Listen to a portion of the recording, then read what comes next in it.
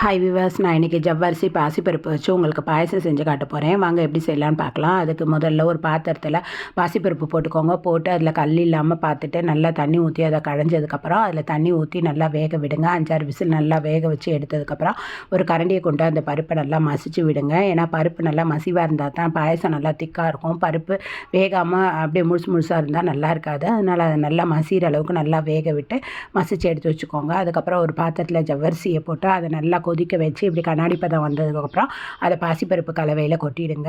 கொட்டினதுக்கப்புறம் தேங்காவை நல்லா நறுக்கி போட்டு ஜாரில் அரைச்சி அதை பால் எடுத்து வச்சுக்கோங்க. பால் எடுத்து வச்சு இந்த பாசிப்பருப்பு ஜவ்வரிசி போட்ட அந்த கலவையிலேயே நல்லா கொதிக்க விடுங்க. கொதிக்க விட்டதுக்கப்புறம் அதில் நம்ம ஏற்கனவே ரெடி பண்ணி வச்சுருக்க தேங்காய் பாலையும் ஊற்றி அதையும் நல்லா கிண்டுங்க. கிண்டி அது நல்லா கொதிக்கும்.